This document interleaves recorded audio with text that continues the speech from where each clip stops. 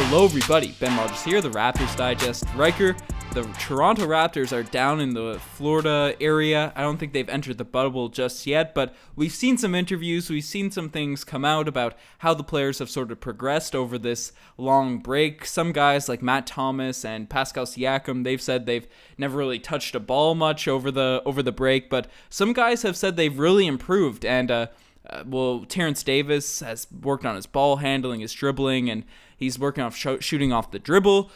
Chris Boucher has put on 15 pounds of weight. We've seen OG talk about how he's trying to hit shots from different spots of the floor. These are guys that are going to be essential for the Toronto Raptors come playoff time, come this really condensed regular season. And who's the guy that's really you're looking out to see will be the potential X-factor for the Raptors that may have improved over this time span? Ben, well, we're talking X-factors, but we can't just skip over Pascal Siakam, the guy that we said hinges on our ability to win or not win series. He hasn't touched a ball, Ben. Mm-hmm. I mean, how much does that worry you? Before we even get into the conversation about who could come up, we can both agree if Pascal Siakam is not on his game every series, the Raptors don't stand a chance, right? He needs to at least be a top 3 guy, if not the number 1 guy. So how much does this worry you? You know, the comments that he's made now about his offseason, or I'm putting air quotations, his offseason. It's a bit concerning. Now, Siakam's game, obviously, he's much improved his 3-point shot this year, and that's a thing that really goes away, I feel like, if you haven't touched a basketball for a long time. But Siakam's real intangibles and his best attributes are his ability to sort of post up and finish around the rim and hustle and use that energy play. So even though I'm concerned because, as you said, he's got to be our top 1, 2, 3 guy, probably top 1 in terms of scoring, because Lowry's probably our best player in the sense of all-roundedness and all that sort of stuff, but Siakam has been our main bucket getter this season, and if he's not being able to hit the threes like he struggled with at times in the playoffs last year, and then we saw teams sort of sag off him and sort of play to his strengths, so to speak. You know, he needs to be able to hit that 3-point shot. Yeah, well, so his it's motor, a little bit worrisome. His motor, Ben, you're right. It's his best aspect and his ability to finish in the post. But you think about the potential series for the Toronto Raptors, the Bucks, the 76ers, the Miami Heat, all teams in the regular season that have virtually shut down Pascal Siakam's bread and butter game. So he's going to need to be able to stretch the floor to make defenders come up on him outside the perimeter so that he has the ability to do the things, right, that he's the best at. So that still worries me a bit. And you're right about Kyle Lowry, best all-around player. And if he says he's not getting up shots during this break, then we're definitely ruined, because I would assume that he's been, he gets up plenty of shots throughout the regular season, and we still worry about his inconsistencies at times.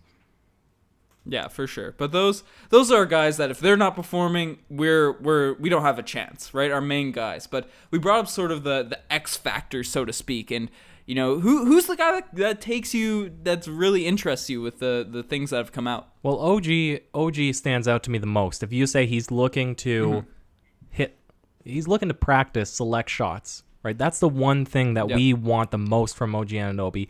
We know his game is not, he's down enough in terms of play calling that we don't really need him to be a shot creator. It would be nice if at some point he would draw a little bit more attention from the defense, but he's a guy that has the opportunity to hit corner threes very frequently, right? Wing shots at times, and we've put him in the 3-and-D box, and we know he's capable of more, but for this season, I think it would be incredibly important if he did work on that 3 and has the ability to be a knockdown shooter, because then you can create spacing for guys like Pascal Siakam, right? But chime in. Yeah, that's essential, right? OG Anunoby, we've seen him. He shoots a high percentage from the 3-point line, but we've seen he's talking about shooting shots from different spots on the floor, and as you mentioned, he's killer from the corners, sometimes above the break, especially off the dribble. He really struggles. The mid range, I don't think I've ever seen OG make a mid range shot in his Raptors career or take one. So really, when you think about it, floaters and runners, that's it, maybe. Yeah, that's his mid range game, right? Those little push shots or whatever. Even he doesn't really take many of those either, right? So if he's able to sort of make his game, expand his game, that's the wording I was looking for, expand his game a little bit, be that sort of creator on the wing, break out of that mold of just a 3-and-D guy, because he's been really good at the 3-and-D ability this season. He's really come into his own in those aspects, but if he can knock down shots from maybe the mid-range, maybe from off the dribble, and he's also talked about his handle getting a lot tighter as well, and I've been saying it since he was a rookie. Once he gets his handle tight, we could see, especially with his athleticism, we're going to see a new and improved OG if he's not fibbing about the handle being cleaner. Do you remember what school he came from, Ben? It's on the tip of my tongue, but Indiana. And I remember because when we're reviewing his highlights, obviously much when he's a shortened rookie, season. like before he was... Yeah, because of the ACL injury. And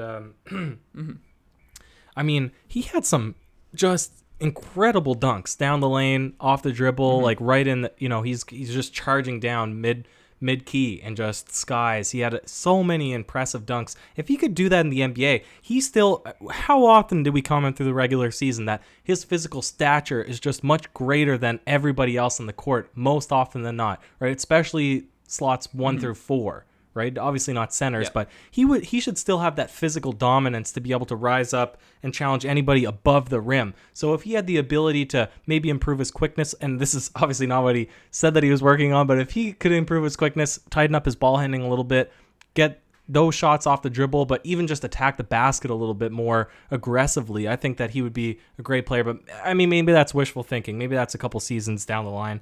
I don't know. But Ben, but while OG does excite me, we got to talk about the man, Chris Boucher, I think would be the X-factor. What are your thoughts? First thoughts on him putting on some weight this offseason? Or, again, offseason, this break.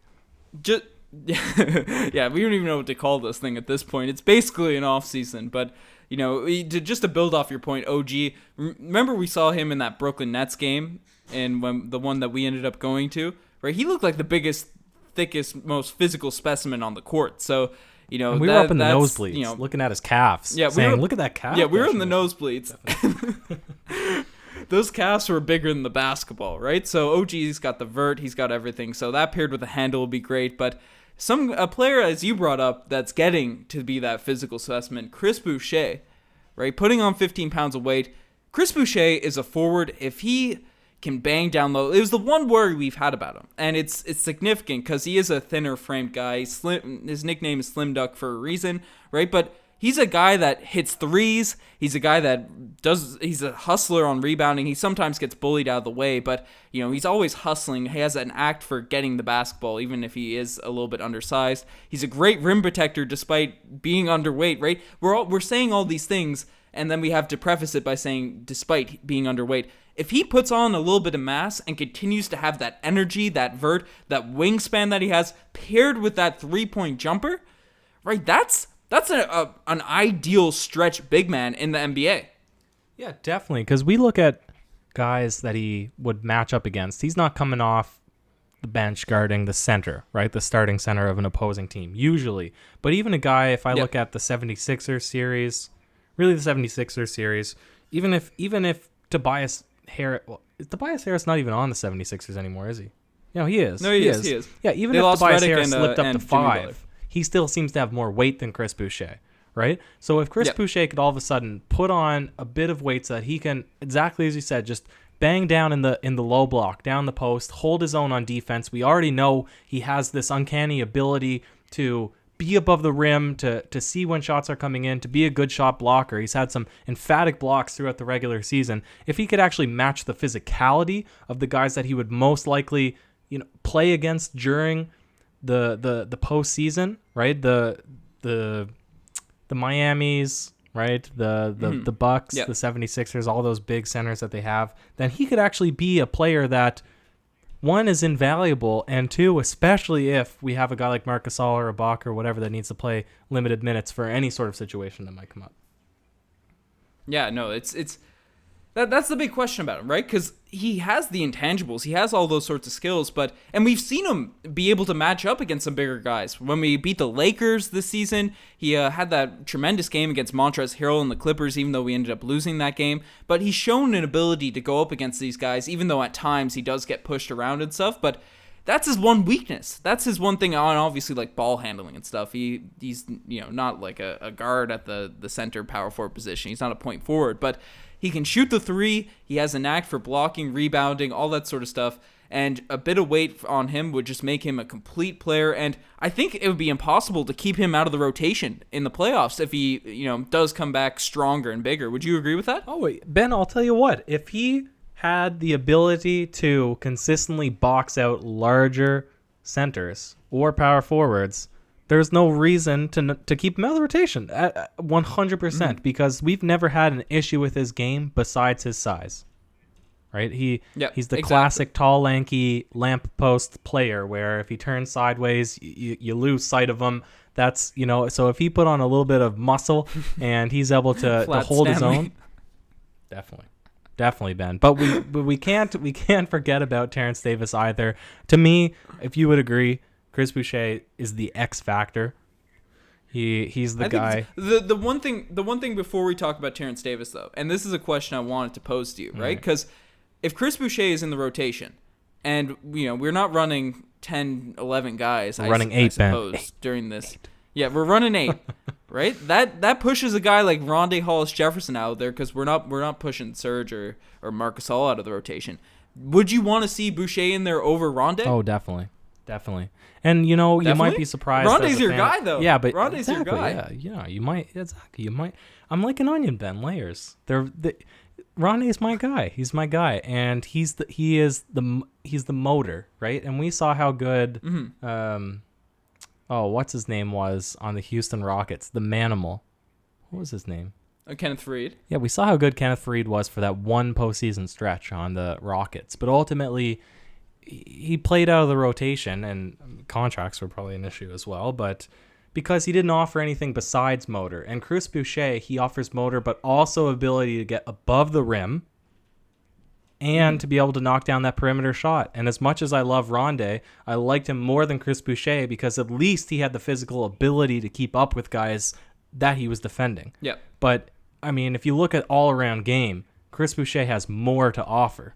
And so if he's able to then, beef up his stature and be more physical and take it down low, of course you'd want to play Boucher over Rondé Hollis-Jefferson. No offense to him, and I love the guy. Sure. Definitely. Yeah. And Rondé was a little bit of a worry too in the playoffs because when you have a guy that just can't shoot the three, they don't even guard him. Just like what we did to Simmons last season against the Sixers, right? You just completely sag off in the paint and you don't even have to guard him. So it'd be tough for Rondé to really play in a 7-game series against a really good defense, but he could be, Rondé could be a very dark horse X-factor, I think, for the team because maybe we get lethargic down there in Florida. He's still good for small maybe ball. We have some he's injuries still good for stuff. Small ball. If it gets exactly. really small, like Rondé's against the Celtics, and the skill that Rondé's, exactly, and Rondé's ability to pass too. As a Nick Nurse has been running Rondé at the 5 at times because, as you said, the hustle and that sort of stuff. His ability to pass and all that. It's an interesting look. And he can get offensive rebounds too. Let's not discredit him there. Yeah. He's not a tall guy, but he did a good job in getting those sort of Dennis Rodman-esque tip rebounds where he just gets his hand up to poke the ball away so, the big guy can't grab it and send it out a little bit. But, Ben, we do need to talk about Terrence Davis before this podcast wraps up because although he's not my X-factor, to have, what was he? He was maybe one of the quintessential pick-and-roll guys on the team, let alone one of the, the sparkier shooters and one of the big motivating factors off the bench. If he could tighten up his ball handling, what sort of impact would he have come playoff time? Well, TD's a guy that's just completely shocked us. We thought he'd be a diamond in the rough this offseason, but he's come in and been that like backup guard with Fred VanVleet and Kyle Lowry obviously starting, Norm being the backup 2 guard, and he's not taking Norm's minutes. But if TD can come in and as a rookie, because he's been talking about the ball handling, as you mentioned, running the offense, mastering the pick and roll, working on these sorts of things, becoming a more reliable shooter, being that secondary ball handler on the court. If he can do those things that rookies usually struggle with in a really structured game, because that's always the worry. That's why you don't usually see young players play in the playoffs, right? Especially if they're ball handling guys, especially if they have to be decision makers. We've seen TD be good at that, but that's been his main focus, and that could have been a thing to be worried about, so to speak, if we're trying to make another championship run. We saw how experience and guys, even Norman Powell struggled with his inconsistency last year, and we're hoping that will be, well, he's been absolutely phenomenal this season, so I have no worries on that front. But the fact that he's taken a direct focus upon that, and being calm, ball handling, pick and roll, running an offense, and being able to give guys like Fred VanVleet, Kyle Lowry, maybe if one of them, as we said, it's unpredictable if players will get hurt or if they'll be out if they're sick or whatever. We're not really sure about how deep we'll have to go with the Toronto Raptors team, especially with the injuries we've had. But the fact that TD has sort of been working and focusing on those shortcomings that rookies usually have, it's a really encouraging sign for the Raptors. This is what I think of Terrence Davis, though, in this playoff situation, is the Raptors have been plagued by injuries. They've had an extended break now to mend, to relax, to take therapy, to focus on their bodies. I think we should come back. The Raptors should come back. Nobody's pledged not to play. Everybody seems to be in. They should come back with the top guys being healthy. And there was already a pretty pre-established top 8, especially if we're counting Norman Powell in, and especially considering we're not extremely deep. Norm's definitely in there. Yeah, he's definitely in, and we're not extremely deep on the power forward center positions when you go into the bench. And, you could toss anybody out on a given night. You could put Terrence Davis in. You could put Matt Thomas in. Whatever you want, right, from your backup guard positions. And especially if you're playing an 8-man rotation, it's going to come down Patrick McCaw, right? So I think that it's good that he's developing those things, and it could be valuable, but other negatives would have to happen before you rely on Terrence Davis, because it's exactly like you say, the inconsistencies come playoff time really shows when rookies, when they're younger. And there was a steady decline, it seemed to me, and you'd have to fact check me here in order to prove me wrong, I guess.